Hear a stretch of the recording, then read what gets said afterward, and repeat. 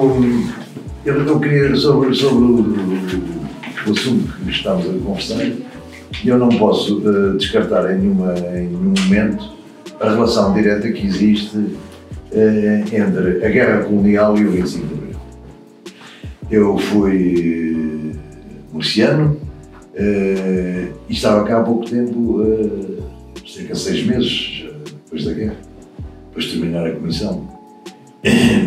E podemos perguntar, foi surpresa para vocês o 25 de Abril? Eu respondo para mim, não foi. E não foi porquê? Porque entre 70 e 74 as coisas precipitaram-se de uma forma brutal. Eu falo em Angola, onde estive, e verificamos que nas messes de sargentos, nas messes de oficiais, falava-se que a guerra tinha que acabar. No final, tinha que acabar.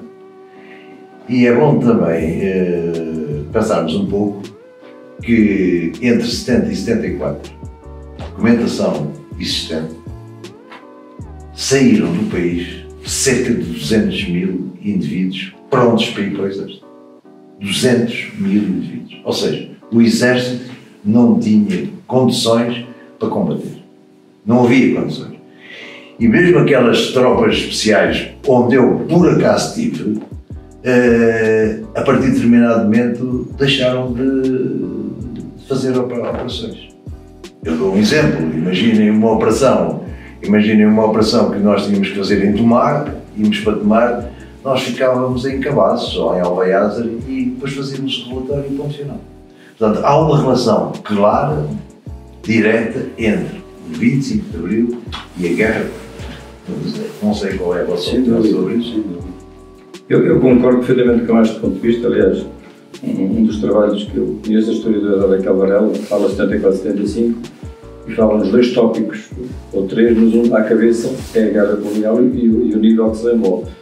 De vez em quando a história vai se reescrevendo, não é? Saiu a semana passada um livro com acontecimento por dia, do Luís Cunha, e falava o dia 25 de abril. Fui ler por curiosidade, porque eu comprei só ontem quando fui a ler ao cabeleireiro, e depois a gente vai lendo e esgota-se. Pode parecer a ideia que houve aqui 2 decretos que foram críticos nas Forças Armadas para que o processo acontecesse, e depois pouco mais do que essa situação. Claro que há um desconforto no seio das Forças Armadas, que há movimentos que já iam aparecendo, até que posso vir numa lógica mais neocolonial, na Guiné e noutros sítios, coisas escritas, o Protocolo e Futuro, coisas deste género, mas depois a seguir, é uma coisa que não podemos nunca ignorar, e faz o complemento que eu estava a deixar a nota, é o movimento social. O movimento social popular é fortíssimo, não é? Temos forças organizadas há muitos anos, atravessaram quase o século XX todos, depois mais recente, em 73, também com uma organização mais formal partidária, mas no momento de 69, com a CDE, em Coimbra, que eu tive a oportunidade de acompanhar mais próximo de lá, temos 2 dias quase a ver o que acontecia com o 25 de Abril, porque as próprias Forças Armadas não estavam disponíveis, e depois de Santa Clara tomar posição, que eventualmente quem toma a decisão vai à baixa e voltam com manifestações de milhares, e quando se pensava que a manifestação de regresso parava na Praça da República, alguém na cabeça da manifestação assume a Tenente Valadinho e se cerca a PIDE. Eu penso que esses momentos são chave. Aliás, penso que não se pode compreender o 25 de Abril, mesmo que aconteceu em relação ao rumo, depois podemos falar naquilo que foi menos interessante, no movimento mais riscos, e alguma justiça transacional ou não, que houve ou não houve, dos dirigentes e dos responsáveis do sistema, mas sinceramente acho que foi um tópico também muito, muito importante, a questão do movimento social e depois do estado de repressão, quer dizer, depois de estarmos 40 e poucos anos com aquela primavera marcelista que dava expectativas de outra coisa, percebemos rapidamente, e isso fragmentou um bocadinho o movimento social, do CDR, do PCD, etc. Penso que aquele congresso está a ver, marca outro rumo outra vez, em que assume que há uma convergência mais forte e que as pessoas percebem claramente que se tem que envolver. Por isso, quando em Coimbra sai um grupo, e falo de Coimbra porque eu vivi em Coimbra no outro ano a seguir, quando em Coimbra os jovens vão até à baixa, vão menos, não é? São estudantes, quando regressam trazem os futricas todos às costas e a manifestação tinha milhares de pessoas. o que significa que já não era possível a própria quartel-general, que dizia que estava neutro, deixou de estar neutro a partir de certa altura, e depois acontece o resto. Acontece Viseu ir até à Figueira e libertar os presos políticos em Peniche. E realmente todo este processo, agora este processo não acontece só na altura, este processo, se há poucos dias temos feito uma estância turística de Peniche, como alguns queriam, hoje não tínhamos a oportunidade de visitar o que foi a tortura, a Câmara de Tortura que foi Peniche. E por isso acho que este 25 de Abril tem-se escrito todos os dias, mas concordo perfeitamente que é naturalmente o desconforto no meio das Forças Armadas e da guerra cada vez era mais difícil para nós suportar, até pelo isolacionismo que nós tínhamos em termos, não é aqui em Portugal, só que estávamos do lado do mundo, o Portugal estava do lado do mundo, não é? E nitidamente acho que nós precisávamos deste movimento, pode ser um movimento económico, um movimento social, claro, para a liberdade de expressão. A palavra forte é a liberdade de expressão. Mas basicamente é este apontamento inicial. Quanto a mim, eu já tinha regressado há 4 anos da Guiné, não apercebi nessa altura, ainda um bocadinho cedo, para nos apercebermos que havia já qualquer coisa a andar, não é? O caso do professor já estava lá, portanto, nessa altura, quando começaram as coisas a rodar. Depois, isto começou a cheirar, foi com aquela revolta do 16 de março, a revolta das Caldas, e também quando saiu o livro Portugal e o Futuro, em que eu tive a sorte de ir a Coimbra e adquiri um exemplar da primeira edição. Do general Spínola, porque eu tinha uma certa consideração, atendendo a que era uma pessoa extraordinária, pelo menos para os soldados. Cativava e sabia moralizar quando ia dar a volta, portanto, a todos os quartéis geralmente fazia isso pelo Natal e pela Páscoa, no meu tempo. E Feliciano, possivelmente também, nessa altura, também eu faria isso. Claro, chegou o 25 de Abril e nessa altura eu acordei, como era habitual, liguei o rádio e eu percebi-me que havia qualquer coisa a mexer em Lisboa, não é? Em relação, portanto, àquilo que depois se passou. Vim para a farmácia, mais um dia de trabalho, e durante o dia fomos a perceber que as coisas que estavam a solidificar, estavam a ir para a frente. Claro que foi uma satisfação, porque acho que eu pelo menos senti isso e ainda hoje sinto. Foi um alívio de ficarmos nesse dia, atendendo a que podíamos falar à vontade, coisa que não era portanto, permitida, exatamente, professor. E portanto, olha, foi um dia que eu estive até às tantas da manhã para ouvir aquele comunicado da Junta de Salvação Nacional. Pronto, a partir daí foi bom, não é? Eu não sei, depois na tertúlia falarei mais qualquer coisa. Que este tópico aqui onde é que estava, quer dizer, eu neste contexto todo sou menino, não é? Porque sou um menino hoje de 65 anos, mas na altura sou o produto dos anos 50 e tal, sou de 57 e 60, as memórias também são diferentes de consolidação, consoante a socialização de cada um de nós. Eu estava na escola e notei, porque houve uns dias que não falou-se, a gente sentiu, o meu tio estive no Congresso de Aveiro, às vezes falava-se qualquer coisa, o meu avô tinha um cartão e mostrava-o à frente, quando começou a ter muitas multas, porque ele vendia tecidos, o conhecido Alfredo Paneiro, não é? Tinha lá o estabelecimento físico em Gondeja, mas vendia tecidos, e ele apanhava muitas multas. Um dia um Fernando disse: tu arranja um cartão de inscrição no Partido Único, pá, isso é que sabe, a falar e olhar para o lado. Ele tinha a inscrição, pois o meu avô tinha a inscriçãozinha com o corte, depois estudei em Coimbra, e ainda me lembro dessas coisas no pós assim muito discretas.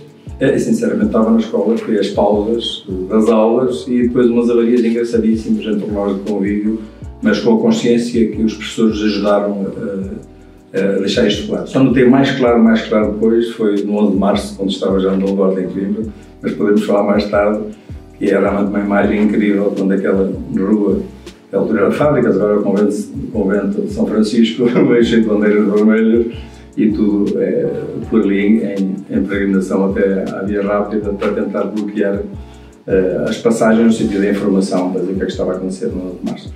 Mas isto para dizer que não tive digo privilégio, porque não foi nenhum privilégio, se calhar especial, foi para quem teve aprendizagem. Eu fiz a tropa na Figueira já uns anos depois, não é? E em Coimbra, no Hospital Militar, mas já não tínhamos este problema da guerra colonial, mas sinceramente acho que foram momentos realmente únicos que como nós podemos depois partilhar um bocadinho melhor. Sim, exatamente, aqui em Pedrógão, pronto, vamos deixar discussões mais para a tertúlia, mas eu recordo aqui um pequeno episódio. Eu, na altura, já estava em Pedrógão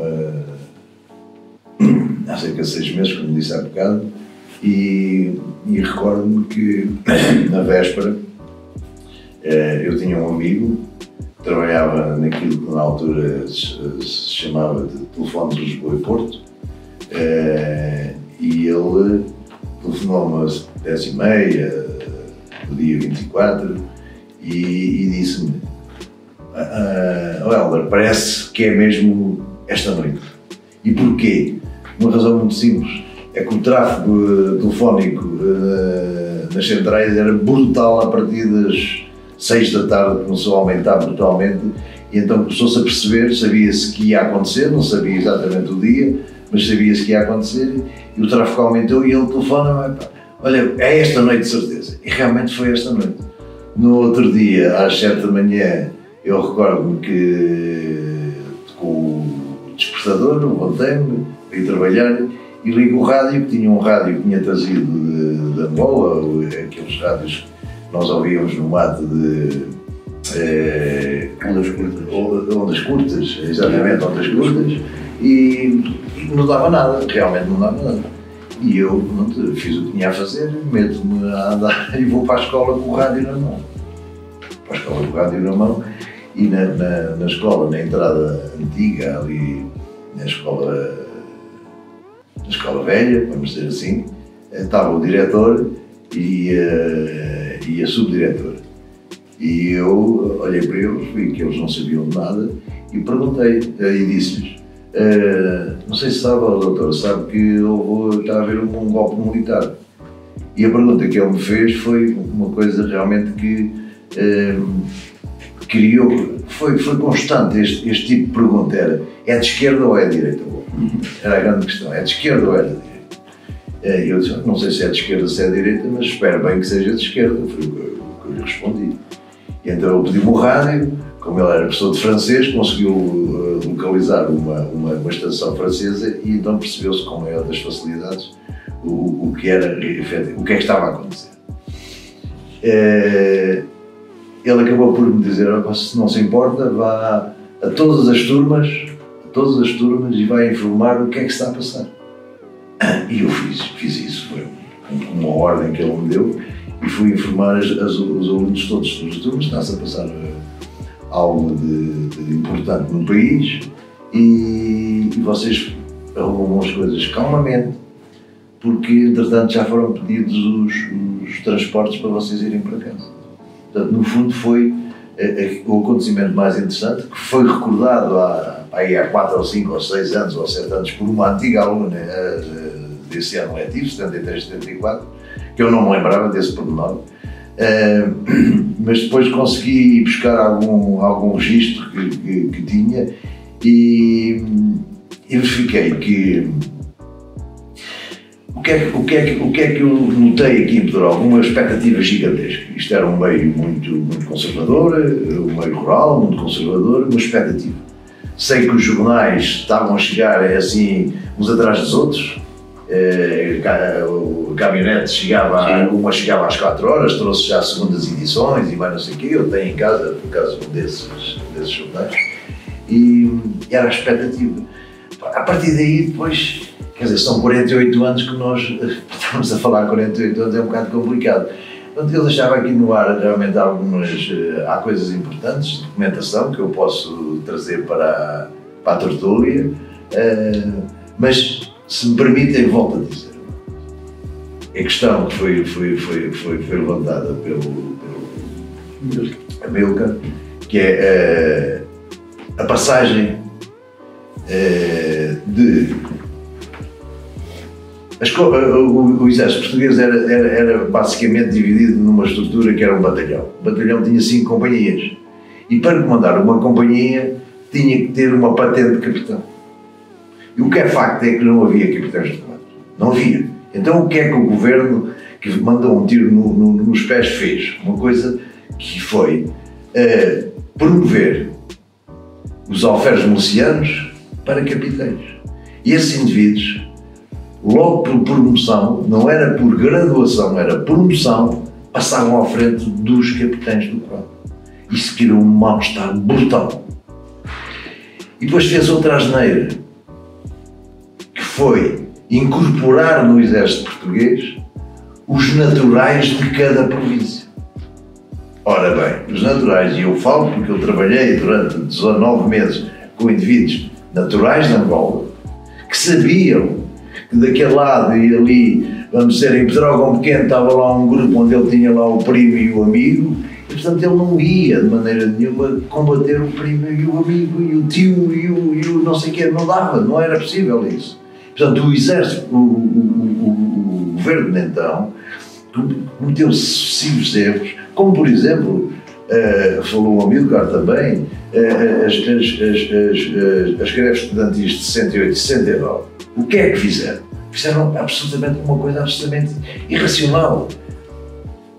Os alunos de medicina, de engenharia, fosse do que fosse, foram todos proibidos de continuar a estudar, os que foram apanhados, e foram todos enviados para Mafra. Ora bem, enviar esses indivíduos todos que eram contra o sistema e pô-los como oficiais milicianos foi a mesma coisa de dar tiros da cabeça. E portanto esses indivíduos desmontaram aquilo tudo. Quem é que dizia, por isso é que eu falo, 70, 74, foi o grande boom.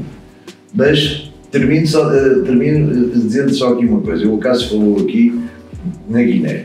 É bom que não se esqueça, e o Feliciano, que também vai falar, e também esteve na Guiné. A Guiné, mais de metade da Guiné já não era controlada pelo exército português. Os aviões, a Força Aérea Portuguesa não andava, não saía das bases.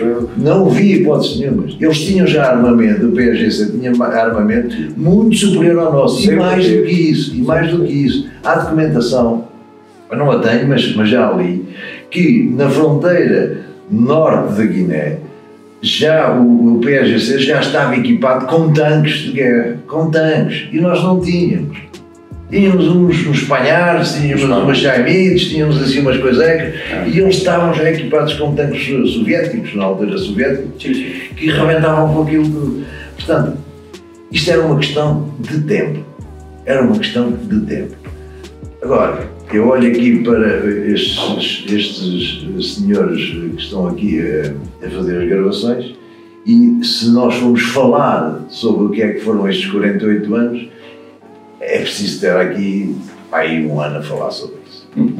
É preciso.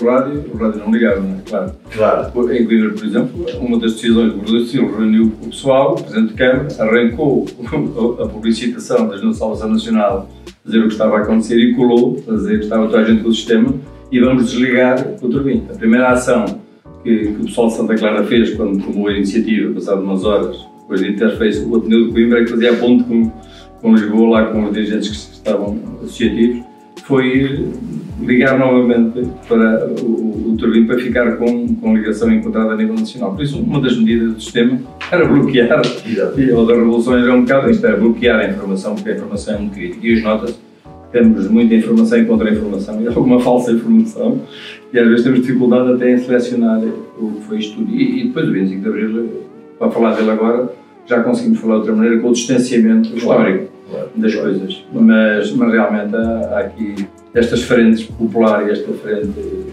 grupo dos capitães e dos próprios militares no global, que foi determinante esta aliança, se quisermos, das pessoas com o movimento das Forças Armadas para que acontecesse o 25 de Abril. Mas isso é posterior, quer dizer, não haver a aliança da população, não é? É bom também nós também não nos esquecermos. Os ordenados eram baixíssimos, mas ainda temos outra coisa. É bom não nos esquecermos que o orçamento do Estado, levava mais de 40% para a guerra colonial. E as pessoas tinham que viver na miséria, não havia aumentos ordenados, não havia. Era tudo muito complicado. Tudo muito complicado. Mas, ainda voltando só um pouco atrás, a Guiné, que eu tive lá um irmão, que foi o irmão mais velho, que era da Força Aérea, dava informações para cá, isto em 60, no princípio, quando ainda a guerra não tinha começado na Guiné. Ainda não tinha começado. Sim, começou em 63. Portanto, ainda não tinha começado. Ele era da Força Aérea, esteve lá a cumprir serviço militar e já dava informações que, quando ele percorria determinadas zonas da Guiné, já se notava qualquer coisa que ia rebentar. Quer dizer, parece que o exército português e os exércitos portugueses, os comandantes, os generais, acho que não queriam perceber ou não estavam interessados em perceber. Eu recordo aqui só um pequeno episódio, também podemos depois discuti-lo na tertúlia. Como sabemos, esteve aqui o ano passado, salvo erro, há 2 anos, o general Casar Correia, cujo filho é professor universitário, foi meu colega de faculdade, e ele estava na altura em Angola, era major, salvo erro, e eu quando o abordei, quando ele esteve aí, mas abordei no sentido, pronto, eu tenho formação em educação física, e ele olhou para mim e disse-me, então, mas não ligo, e não conhece o meu filho? Eu conheço o seu filho muito bem, foi o meu colega. Ele ficou depois de lá dar aula. E eu só lhe disse uma coisa, ao Sr. General, eu só lhe quero dizer o seguinte, eu estive no leste de Angola, como estive no norte, como estive no sul, eu estive no leste de Angola e estive numa terra chamada, podemos ver agora, temos essa facilidade de ver tudo através da net, eu estive numa localidade chamada Cangumbe. Cangumbe. É 200 km, 300 km da fronteira com a Zâmbia. E ele olhou para mim e disse, a gente daqui a bocadinho fala sobre o assunto. Não quis aceitar mais conversa sobre o assunto. Eu percebi perfeitamente que eu nunca.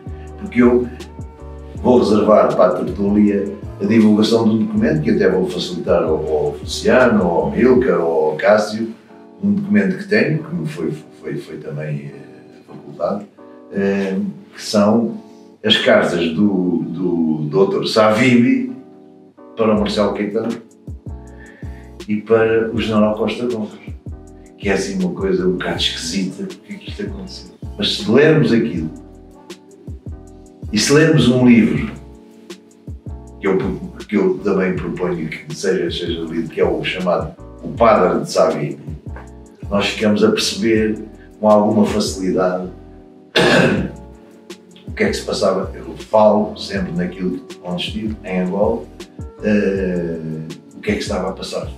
E essa questão da terra, da tal terra chamada Cangumbe, foi uma das maiores traições exercidas pelos comandantes generais portugueses sobre o exército português. Das maiores traições.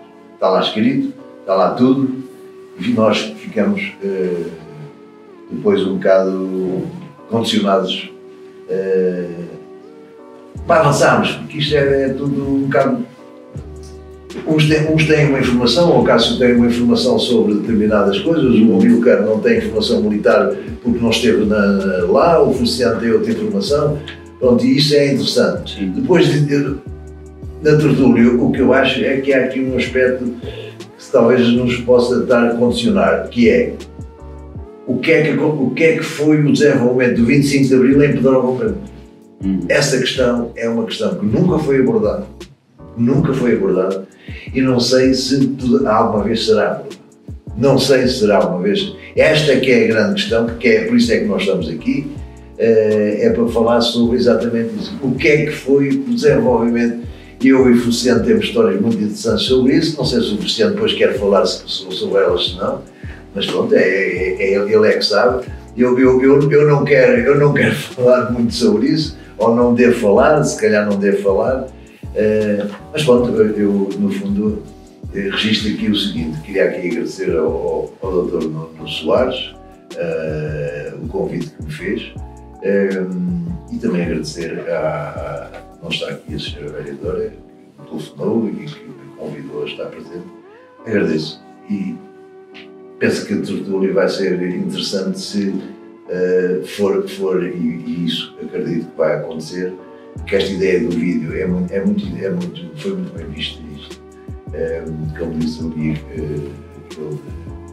aquele senhor do funcionário da Câmara, é no fundo o trailer do filme, não é?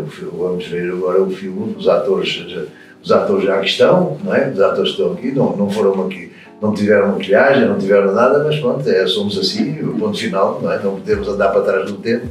E eu, da minha parte, ficava... Agora mesmo com muita maquilhagem já não conseguimos chegar ao nível dos anos 74. Ok. Mas já agora, você falava assim, mas lembrando aquilo que o Frank Pedroga, eu acho que as imagens, como na altura não tinham uma intervenção significativa, há 2 anos depois talvez, um bocadinho no plano do enquadramento mais reduzido, sempre ao nível da freguesia, mas retenho aqueles momentos em que se passou aqui pela vila toda, não é? De braço dado a cantar algumas canções que são hinos, não é? De Abril, toda a gente, alguns que já não estão cá e que se calhar passados uns tempos tiveram posições políticas e partidárias perfeitamente diferentes, eu acho que isso é de uma riqueza e é isso talvez que também alimenta, me alimentou durante alguns anos este tipo de trabalho. E depois, não só esse tipo de situação, mas outras histórias do contexto pessoal, porque eu acho que nós não tivemos muito tempo, o 25 de Abril, a ser vivido como devia ser em muitos contextos, não é? Houve logo alguns mitos, o problema da falta de informação é crítico para as pessoas. Eu acho que uma certa ignorância, pode-se dizer assim mesmo, foi muito perniciosa em certas alturas, como hoje, em relação a alguns acessos. Eu penso que isso também viciou um bocado as regras do jogo, se quisermos assim, na implantação do Estado mais democrático. Uma coisa é tínhamos um conselho fechado, não é? Um conselho isolado, um conselho sem acessos, um conselho sem visão para o futuro. Admito que, fazendo a ponta agora, passámos a ter acessos mais fáceis, um caminho mais aberto, algumas ideias, mas sinceramente ficámos muito limitados. Quem é que pode fazer a mudança, não é? Eu acho que nesse quem pode fazer a mudança perdemos, porque entendemos que só havia alguns que podiam fazer a mudança, e isso é claríssimo, mesmo nos Estados democráticos, ou sociais, ou socialistas, que se implantaram como utopias para a nossa geração, ou para a minha em particular, e temos um recente, o Daniel Ortega, por exemplo, quando estão 40 ou 50 anos no poder, ou podíamos falar na soviética, quando estamos há muitos anos no poder, e depois as pessoas se afastam propriamente das bases, dos sentimentos e das necessidades da asneira. Talvez não seja por acaso que estes ensinamentos ficaram cedo. Eu passei por um trabalho associativo em diferentes níveis, na administração do hospital, nos sindicatos, no movimento sindical unitário, na ordem, e por muito que tenham surgido outros desafios maiores para a continuidade, 2 mandatos eram um nível para mim muito interessante, e depois fiz outras coisas como estou a fazer hoje. Por isso eu acho que devíamos ter uma cultura desse género, de rotação dos poderes, porque as pessoas depois perdem a noção perdem a autoridade. Mantêm o poder, não é? Porque estão lá sentados, mas perdem a autoridade.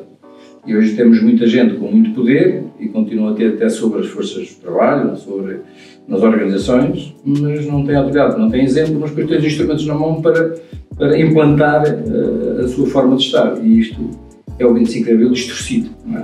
Por isso, isto leva a que os movimentos sociais no mundo e por aqui vão surgindo aos diferentes níveis e começam a surgir soluções que aparentemente parece que deviam ser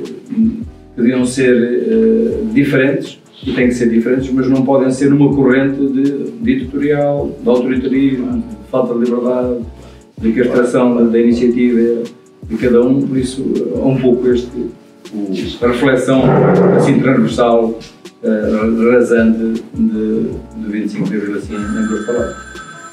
Mas o Cássio, há tantas sobre Pedrógão, sim, quer dizer mais qualquer coisa? Não, agora não, mas talvez na tertúlia já dá para desenvolver mais estas coisas.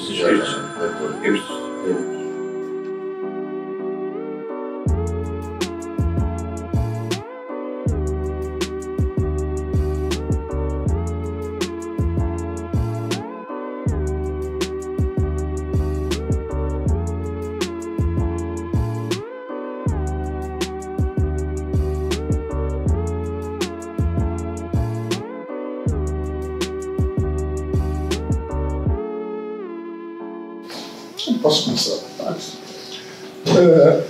Então, eu iria convidar-te a falar um pouco sobre a condição da mulher na pedagoga, mas, portanto, queria te dar umas dicas. Ou seja, eu lembro que no tempo, antes do 25 de Abril, que os direitos das mulheres andavam por mesmo por baixo ou não existiam. As mulheres não... A professora não podia casar, a enfermeira não podia casar. Inclusivamente, repara bem, o recreio pedroguense, os estatutos do recreio pedroguense não previam e não aceitavam as mulheres como sócias. É interessante. Com o 25 de Abril, fui o primeiro presidente do recreio pedroguense pós 25 de Abril. E montei logo uma estratégia que foi introduzir a mulher na vida ativa e social da coletividade e também da sociedade. Então, como montar essa estratégia? Na Assembleia fiz um requerimento em que passava imediatamente a ser discutido esse ponto, em que, na maioria, concertada ou não, a Assembleia achou por bem que as mulheres pudessem ser sócias, inscrevendo-se naquele momento e entraram logo duas mulheres na direção, a Aida Roldão e a professora Judite Correia. Exatamente. E assim arrancaram na direção do recreio, um recreio pedroguense que, no tempo, falando em desporto, os jogadores só podiam frequentar, quer dizer, os jogadores de determinada classe social. Porque havia daqueles de alguma classe social que era permitido entrar no recreio a qualquer dia, a qualquer momento. Eu era um dos casos, era filho de um colono bem sucedido e, portanto, tinha o acesso ao recreio. Contudo, esses jogadores, no fim dos jogos, tinham direito a uma maçã e um pirulito e depois não podiam aceder às instalações do recreio português. Só podiam representar naqueles dias e a partir daí não era conhecido. Daí até depois surgiu um movimento que criou-se um clube à parte. Mas também me lembro de situações um bocado interessantes. Eu votei, a primeira vez tinha os 13, 14 anos. Como isso aconteceu? Estava em casa descansando da vida e o meu pai disse-me: olha, não me apetece ir votar, vai-te votar comigo. Portanto, fiquei assim um pouco estranho e fui. Fui e entrei no edifício da Câmara Municipal. Estavam lá os gestores da terra na altura, com a mesa constituída, e eu entrei e perguntaram: rapaz, o que é que vais aqui fazer? Eu disse: fui voltar. O meu pai mandou cá. Sim, senhor. Bernardo Nunes Roldão. Pegaram no voto, puseram na caixa. Bernardo Nunes Roldão votou. Pronto. Era isto que existia na altura. Relativamente à guerra colonial, tudo isso que se passou e que, de facto, porque não podemos desassociar o 25 de Abril, porque é que ele apareceu, com o que motivou o aparecimento do segundo movimento dos capitais e a reposição da democracia, que na altura no país não existia e, portanto, temos de falar nisso. Já foi um pouco falado, não vou colocar mais no mesmo, mas a falta de democracia, a falta dos direitos, que inclusivamente eu lembro-me que não podíamos brincar, jogar a bola nos espaços que não existiam e onde era o nosso parque de jogos, era um lado. Portanto, a GNR proibia-nos de jogar a bola. Miúdos de 13, 14 anos. E lembro que certa vez eu e mais uns 4 ou 5 fomos detidos. O mais velho era eu, que tinha 14 anos, na altura fomos para a GNR, estivemos cerca de, sem dizer nada aos pais, estivemos cerca de 2 horas. O tio Joca começou a chorar Pronto, eu dizer, deixa nos ir os mais novos ou fiquei sozinho com a Jânia, não me trataram mal, me bateram, mas estive ali a ser bombardeado, porque puseram lá a cozinha dos nazis e a foice e o martelo, e portanto nós nem sabíamos nada, vimos aquilo e fomos detidos. Pronto, no fundo, passar por tudo isto foi difícil. O 25 de Abril fui apanhado de certo modo de surpresa, embora eu na guerra já tivesse a percepção, e também quando estive a fazer o meu curso em Lisboa, que 2 ou 3 vezes me vi envolvido a fugir à frente da PIDE, não sei, nem sequer me apercebi porquê, e os outros fugiram, e no tempo era assim, quem dava sola conseguia escapar, quem não dava, levava, não é? Mas já tínhamos a percepção que de facto ia acontecer o 25 de Abril, e naquela madrugada, já amanhã ouvi qualquer coisa na rádio, mas depois quando ia para o trabalho, a tia Augusta veio muito eufórica, forçado, regressou à democracia, foi uma alegria muito grande. Mas agora estou a fazer o que fazia outra senhora, estou a tirar o direito. Não, pelo amor de Deus, tudo bem. De maneira que vamos falar. Eu faço de mim as palavras do Sr. Feliciano e quero dizer que realmente até nós crianças, para entrarmos no recreio pedreguense, íamos para a varanda, só se podia ver os desenhos animados quando eles começavam, que nos deixavam entrar, porque não era a qualquer hora, nem isto ainda antes da democracia, antes do 25 de Abril, muito antes, porque eu tenho quase 72 anos.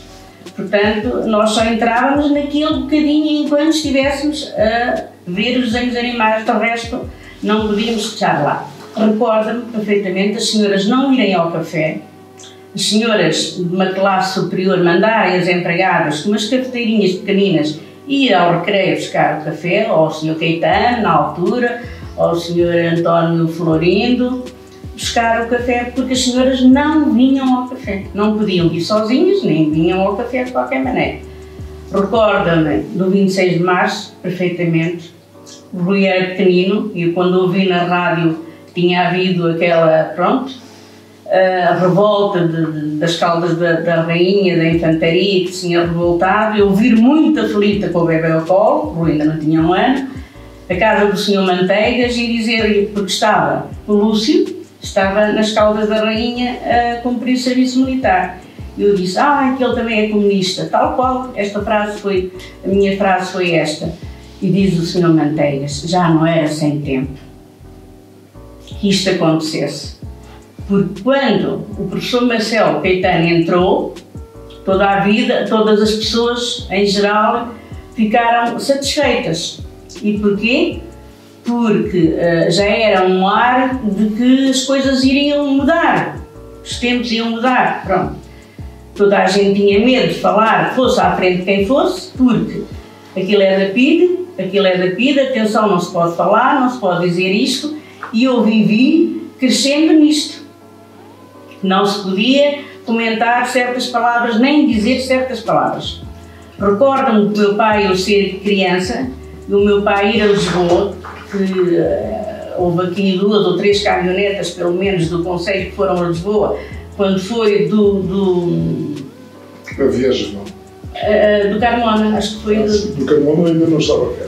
Pois. Estava em África. E eu era miúda, eu devia ter 8, 9 anos, não sei precisar, pelo menos 8 anos. E o meu pai ir, e ele recorda a minha mãe se abraçar a ele e dizer, Américo não vás, Américo não vás. E ele dizer, como não vou? Eu tenho que lhe dar o meu apoio, porque estamos fartos de Salazar. Recordo-me perfeitamente disto, porque a minha mãe tinha medo que o meu pai ficasse preso lá em Lisboa. Portanto, são tantas memórias que a gente tem disto, e eu, a partir do 26 de março, que houve aquela intervenção da Infantaria das Caldas, eu tive uma esperança sempre tão grande.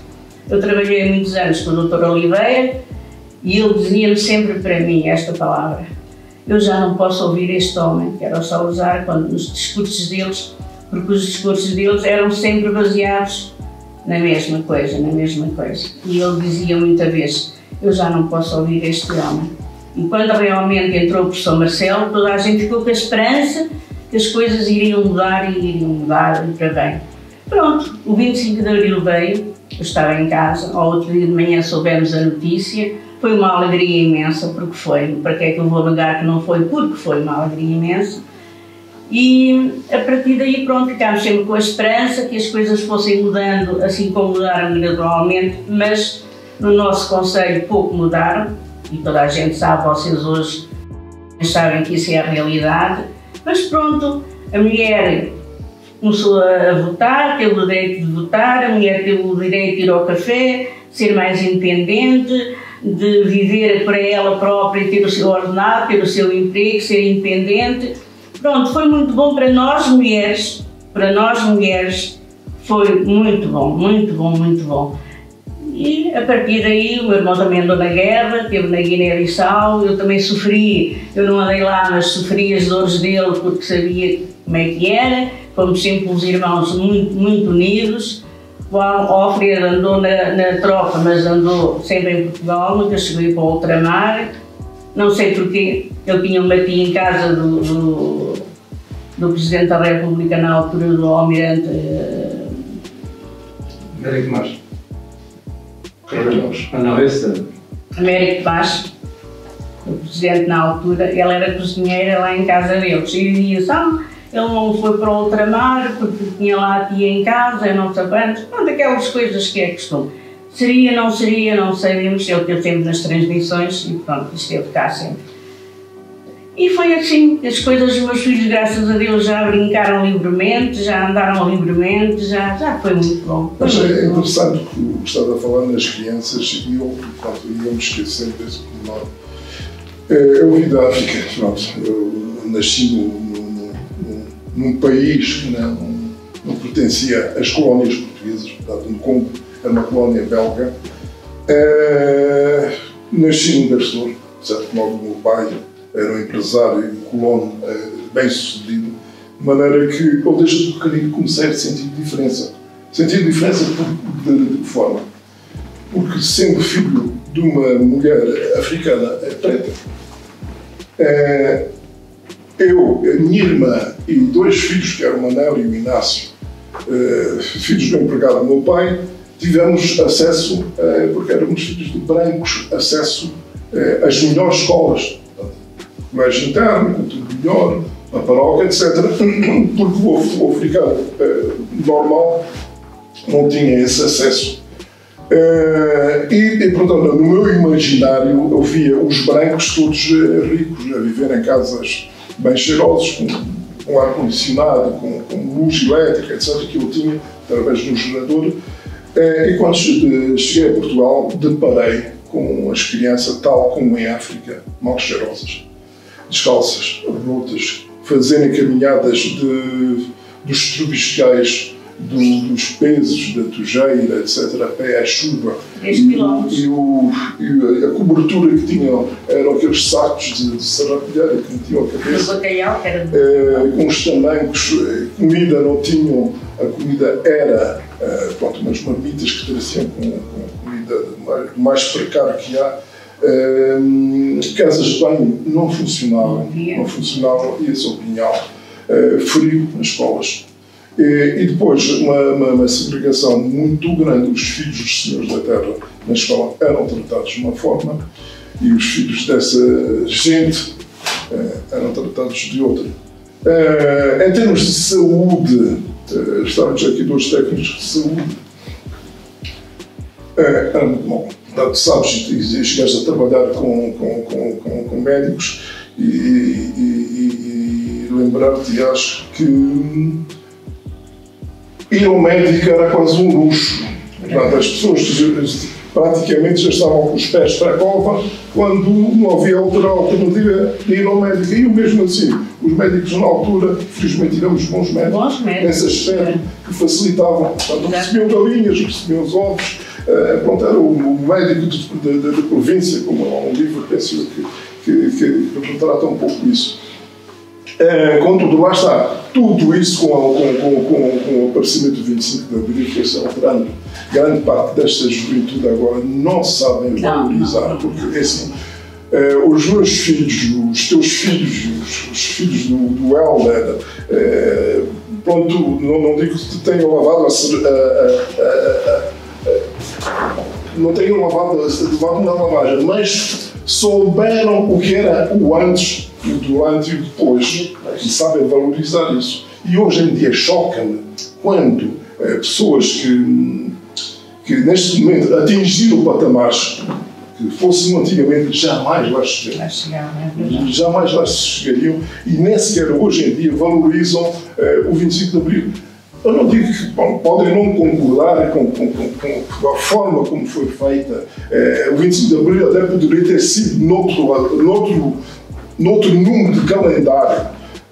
Mas o importante era alterar-se e haver maior justiça de ver, portanto, tudo aquilo que foi adquirido, que já falámos, saúde, habitação, tudo isso, mas que hoje em dia é inadmissível, como as pessoas não valorizam isso. Não. E pelo contrário, se não aparecessem pessoas a dizer o 25 de Abril tem que ser comemorado, quem tem a responsabilidade, ou teria a responsabilidade de efetivamente realizar isso, não faz, ignora, e não pode ser, porque, enfim, correu muita tinta, houve muito risco para se atingir este estado de agora. Porque após 25 de Abril, os primeiros anos também não foram fáceis. Não foram fáceis, está aqui pronto, já falou. Não foram fáceis para ninguém, em todas as questões. Nós chegamos ainda a funcionar agora na clandestinidade. Está aqui o amigo Amílcar, que quantas vezes fizemos campanha à noite às escondidas, quando os partidos autorizados lá passavam, nós já tínhamos passado e tínhamos pedido a propaganda debaixo da porta e reuníamos as escondidas, etc. Mesmo depois de 25 de Abril, ainda se funcionou na semi-clandestinidade. Os meus filhos, de certo modo, foram perseguidos, porque eram os filhos do preto e do comunista. E passaram ainda por essas situações. Mas pronto, enfim, não é? Ainda bem que é assim, porque as pessoas têm o direito de se manifestar. Porque eu lembro-me também, era miúdo, o Dr. Barradas, que foi uma pessoa extraordinária.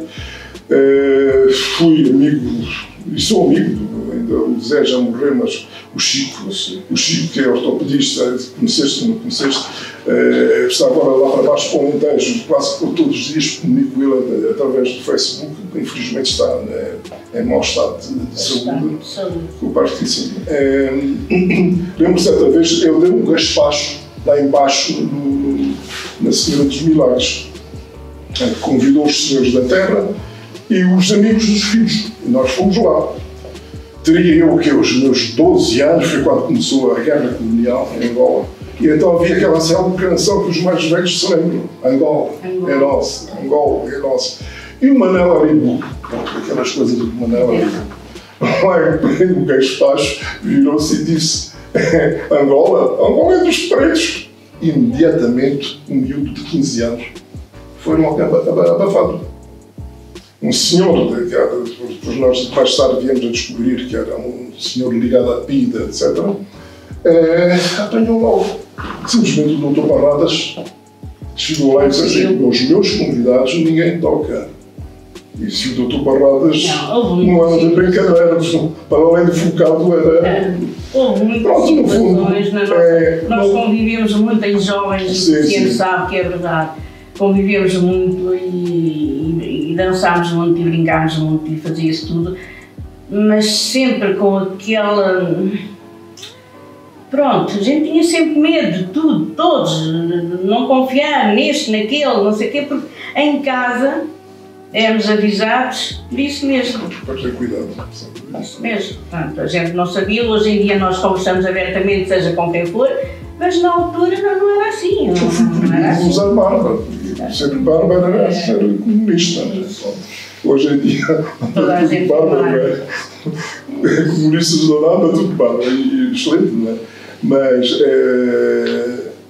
vocês, pronto, eu como de certo modo fui um privilegiado, porque na altura o meu pai até tinha algum cacau.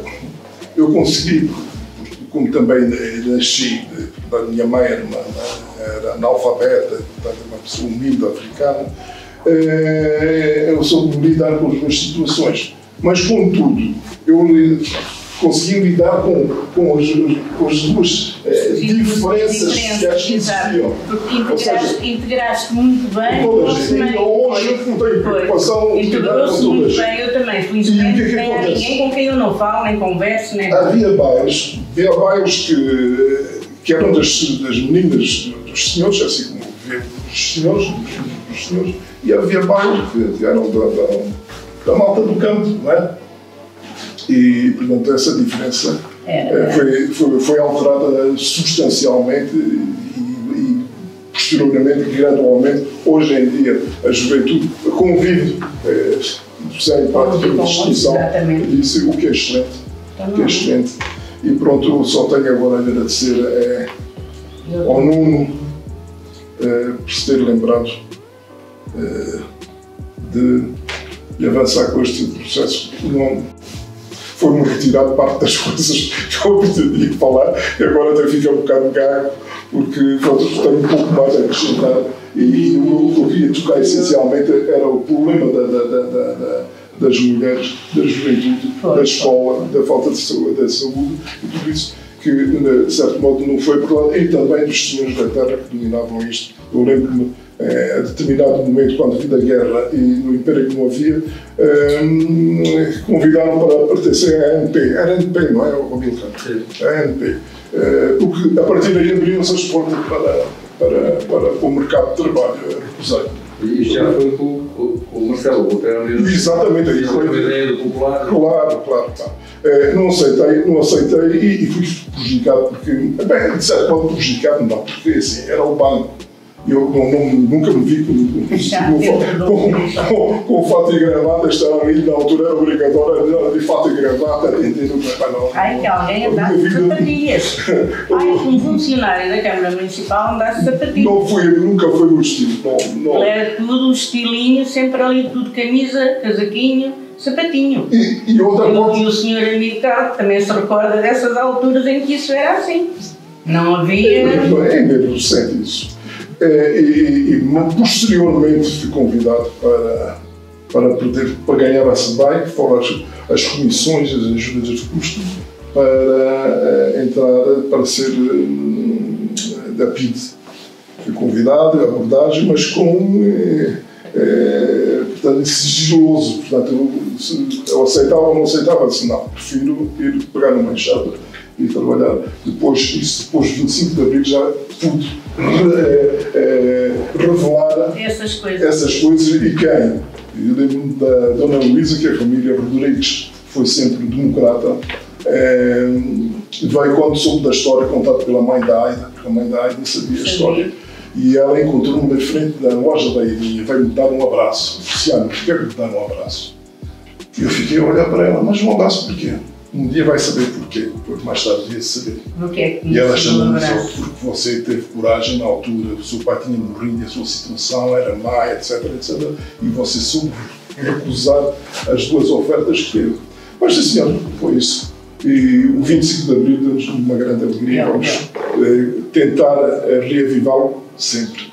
É por isso que eu tenho pena da juventude de hoje, não vocês. Todos vocês já têm 30 zis. Eles dois não, mas 40 zis. Eu já tenho uma filha que vai fazer 51 anos e o Rui 49. Portanto, vocês ainda apanharam um bocadinho do antigamente. Estes jovens não, a Carolina também não, mas é bom que pensem no que nós passamos, no que é agora a vossa vida. Vão a uma discoteca, vão até às 4, 5 da manhã, se for preciso, não sei quantos. E antes não se podia. E tinha um respeitinho para toda a gente. Ai, que alguém falasse de qualquer maneira. Fosse para a professora, fosse para quem fosse. Aquilo ali era tudo. Eu tenho uma sobrinha que tinha 6 anos e disse-me assim para mim. Um dia eu mandei ir ao meu quarto, buscar qualquer coisa que estava lá. E eu disse, olha Emma, se faz favor, foi à Emma.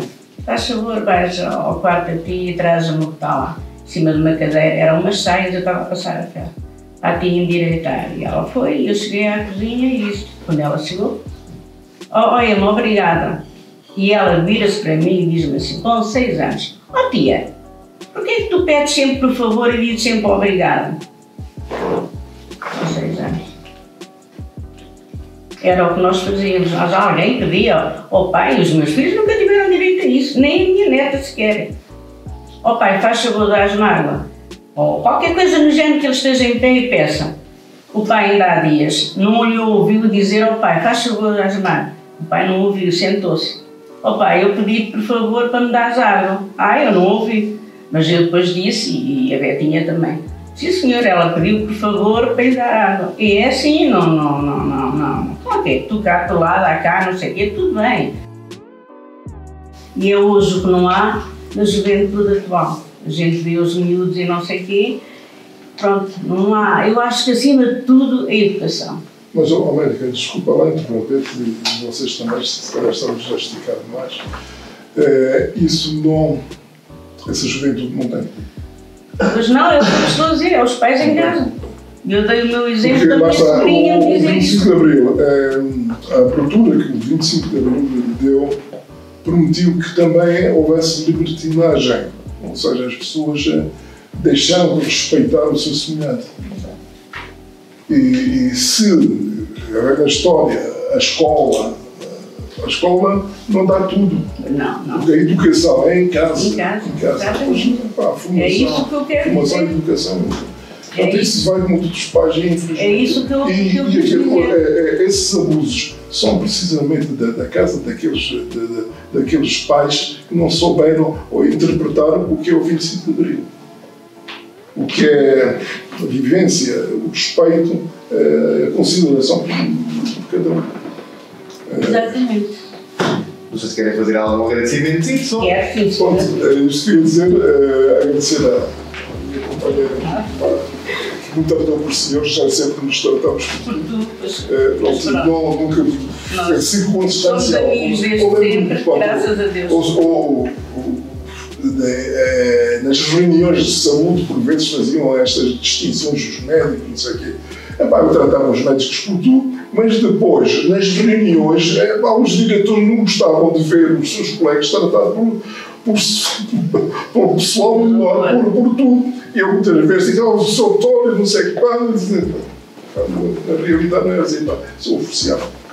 Portanto, agradecer à América, agradecer ao Nuno e ao vereador o convite que foi enviado e a vocês que tiveram esta paciência e o excelente trabalho que vocês estão a fazer. Eu também quero agradecer ao Nuno. Pode isso também para ficar aí, uma pessoa de fotografia. Eu também quero agradecer ao Nuno ter-se lembrado de mim, à vereadora Dora, a todos vocês. Afinal, eu sou a mais ignorante e com menos cultura, pronto, para falar. Eu tenho apenas a 4ª classe. Trabalhei 35, 39, quase 40 anos com médicos. Foi a minha vida, o Luciano sabe que é verdade. De qualquer maneira, acho que tenho um bocadinho de educação e respeito por toda a gente. Eu respeito uma criança como respeito um velhinho. Para mim, todas as pessoas são iguais. Estes meninos todos eu trato por tu, porque eu gosto muito destes meninos, é o que é dito, é este, é aquele, é o Lito, é o nosso Lito. Eu costumo dizer que a mãe do Lito é uma super mulher, nem conheço ninguém que seja tão super mulher como ela, porque a Dona Nazaré para mim é um exemplo de vida. Quero agradecer ao meu Felicianito, que há de ser sempre o meu Feliciano, também, porque ele é espetacular e ele sabe que isso é verdade. Eu o admiro muito, assim como a esposa. E a vocês todos que tiveram a disponibilidade para estar aqui, a aturar-nos, a ouvir-nos. Ao Sr. Enfermeira, à nossa Carolina, pronto, a todos vós. Muito obrigada por se terem lembrado de mim, está bem? Muito obrigada a nós. E de acrescentar aqui que a experiência é sabedoria. Portanto, será isso a maior parte da sabedoria que nós levamos. Não é em classe. Nós andamos a fazer aqui um trabalho com a Noémia que eu acho que é espetacular. Espetacular, porque fez-me ir às origens desde os 4 anos. E ela diz que eu sou como o Saramago. As primeiras 19 ou 20 páginas que eu escrevi, eu acho que nem fazia parágrafos, nem pontos, nem nada. Aquilo que a minha cabeça ditava, dizia, para isto, passou-se isto, passou-se aquilo, eu até aos 9 anos, na 4ª classe, eu escrevi tudo. A partir daí eu já não conseguia, porque depois há outros episódios de vida, há outras lembranças. Mas foi tão bom ter ido à Caixa das Memórias e recordar tudo, foi muito bom. Acho que é um trabalho muito bom que se está a fazer aqui dentro, nesta casa, também. Muito bom.